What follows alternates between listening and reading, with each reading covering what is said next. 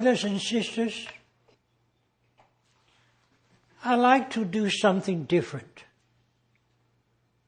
I'm not going to preach. I want to have a heart-to-heart talk with you. My heart is open to you. Whether your hearts are open or not, I don't know. God knows. But I do feel it is time that we really have a heart-to-heart talk.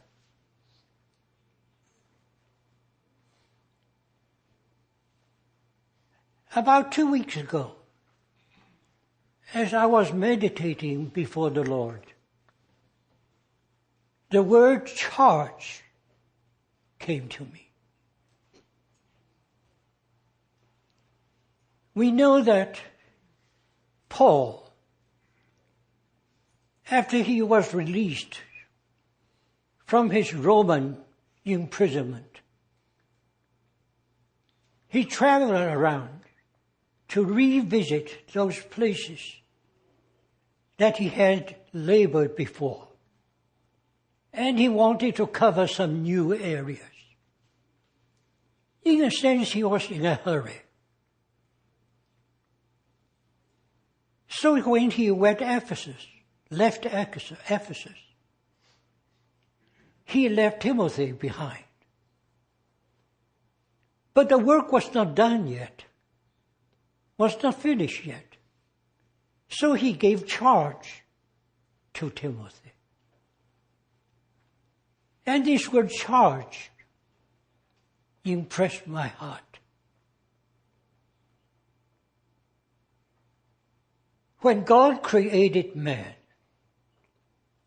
He gave man a charge.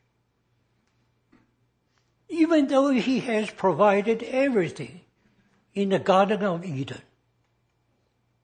And yet it did not mean that God wanted man to be idle.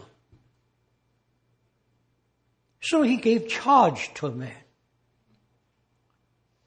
And as you read chapter 2, verse 18, God's charge to man was to till and to guard. They were to till the ground, to make it more productive. And they were to guard the garden, because the garden had no wall. And there was enemy outside. So God committed this duty to man, to till and to guard. But unfortunately, man failed in the commitment. Then we find God called Abraham. God gave Abraham a charge. This was recorded in Acts chapter 7, verse 1, and also repeated in Genesis chapter 12, 1.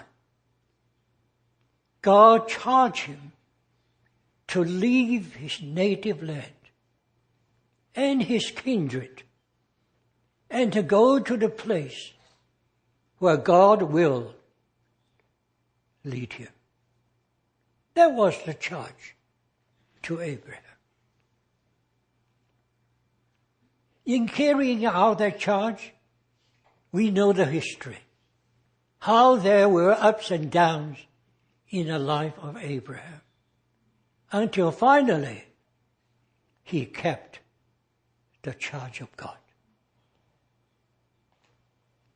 And then we also remember Israel, how the children of Israel were in the land of captivity in Egypt. But God sent Moses to lead him out of captivity and to bring him into the promised land, a land flowing with milk and honey. The charge was given. And we know the story.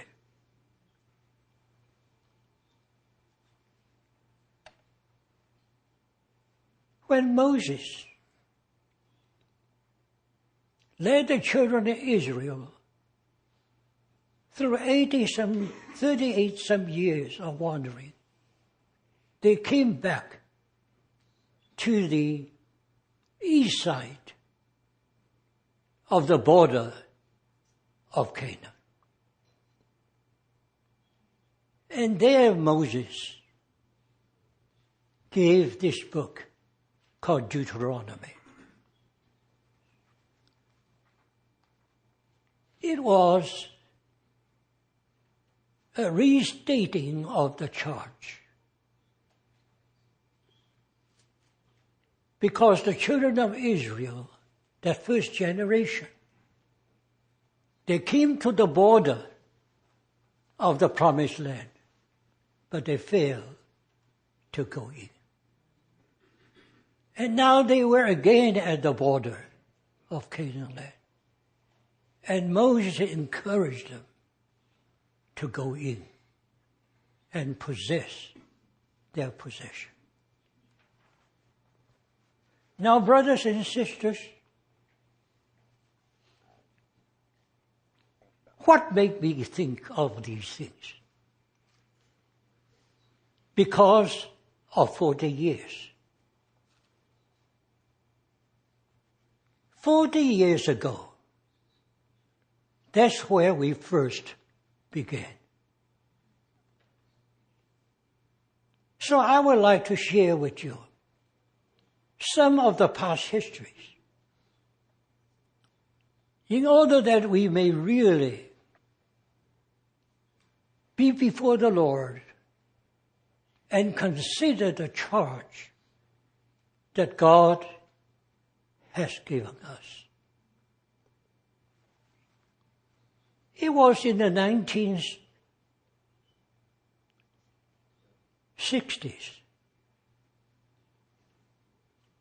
where there was a conference called Wabana Conference.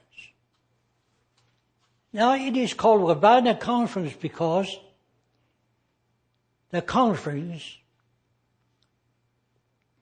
was in that place between 3 cities, Washington, D.C., Baltimore, and Annapolis. So it is Wabana.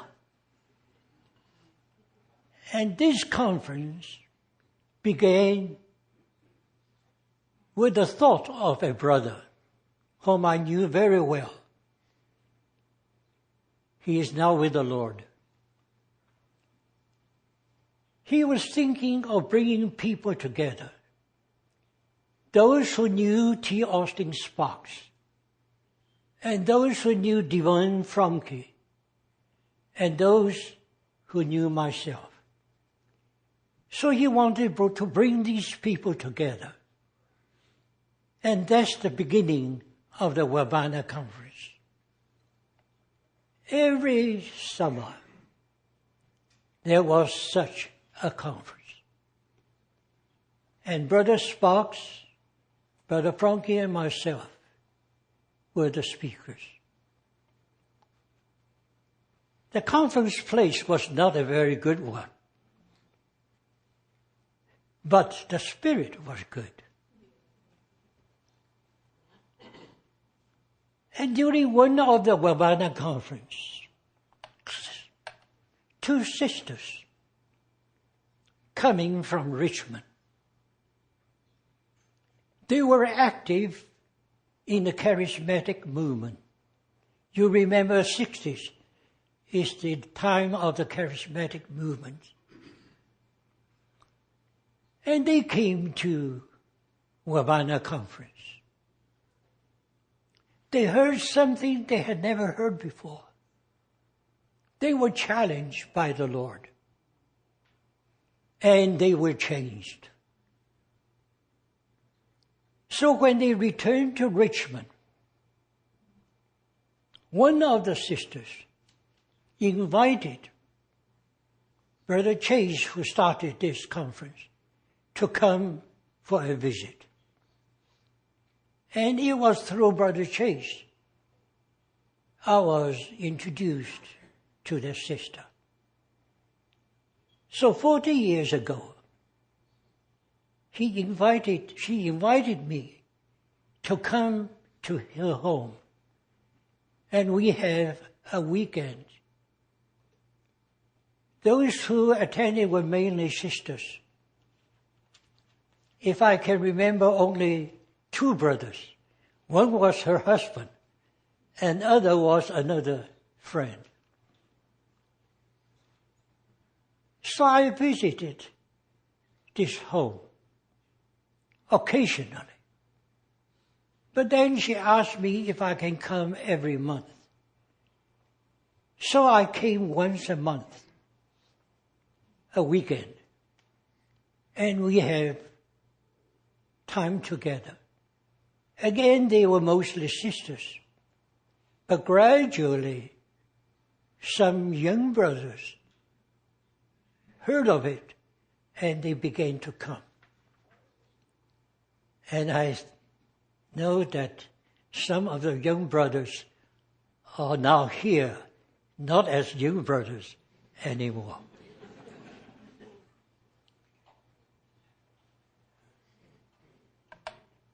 When the Gawada conference came to an end,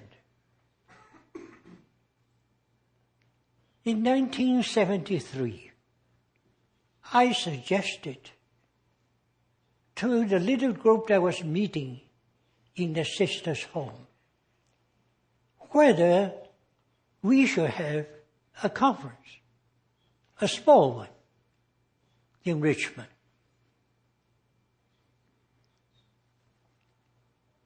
And we all felt good about it. So in 1973, we had the first conference. Now later on, it became the family conference. But during the first 2, it wasn't a family conference. It was just a conference.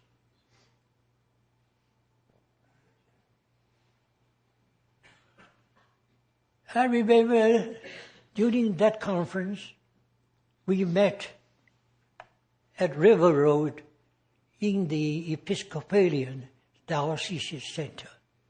They could only accommodate 70 people, but we met about 100. Divine Franke and myself were the speakers.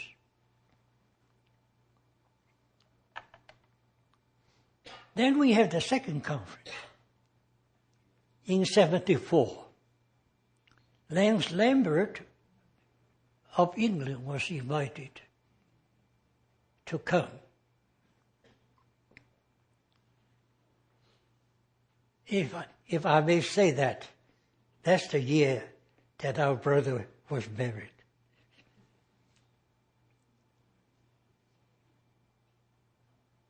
Now, after the conference, I suggested to the brothers and sisters, just a small group, whether there is the need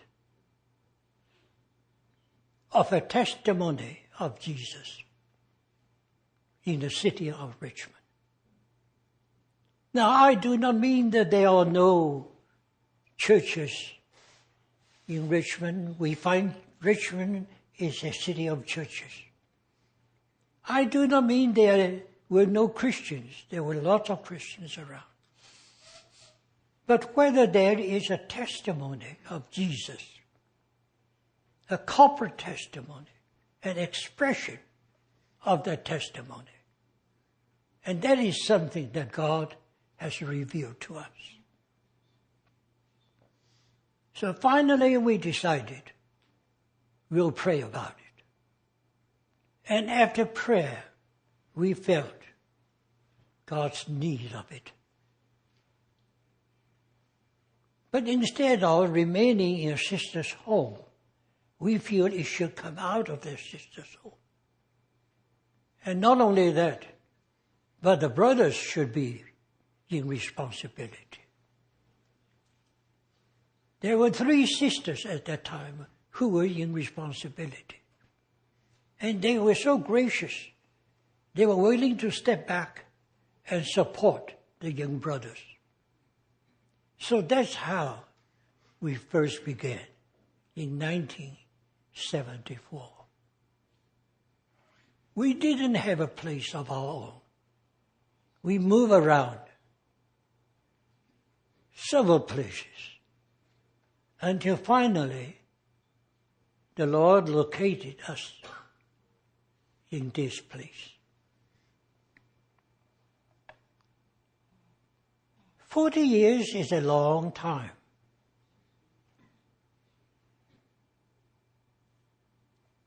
But thank God, because we felt there was a charge upon us. Therefore, we felt we met together for that purpose. The Lord began to increase.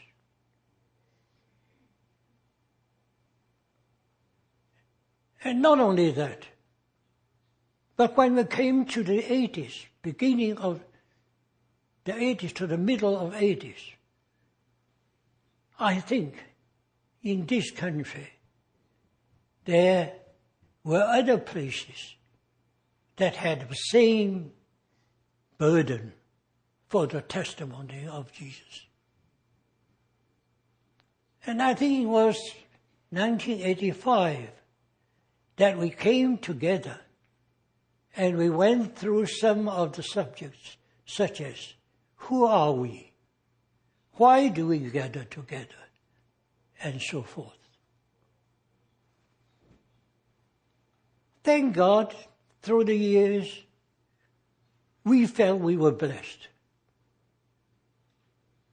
The Lord was leading us on. We were learning. But the enemy was unhappy with us. And because of that, he struck at the very center of our meeting.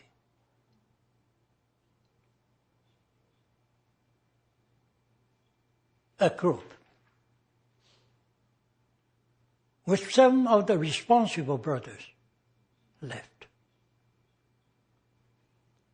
As I look back, I think the reason for that is jealousy.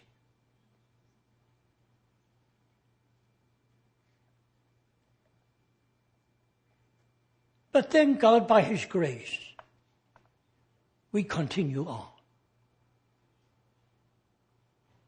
And the enemy's work was not done yet. So again, we have another break. And again, it was from the center. It was over a matter of the teaching and doctrine of the Word of God. We felt there was some errors in certain teachings. And yet some felt they wanted to introduce that teaching to our midst. And because of this controversy, again, we had a second break.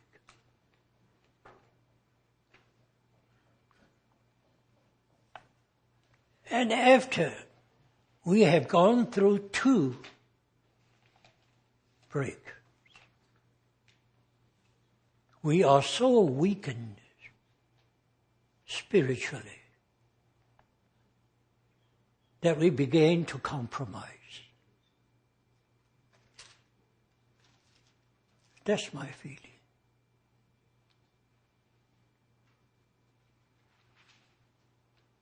Instead of being faithful to what the Lord has entrusted us,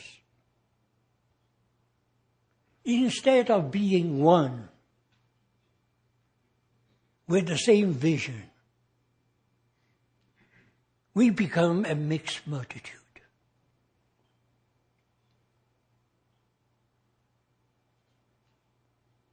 To me, I feel we come into the situation in the book of Judges. Everyone does what it seems right in his own sight, with good intention. But there was no unifying vision anymore.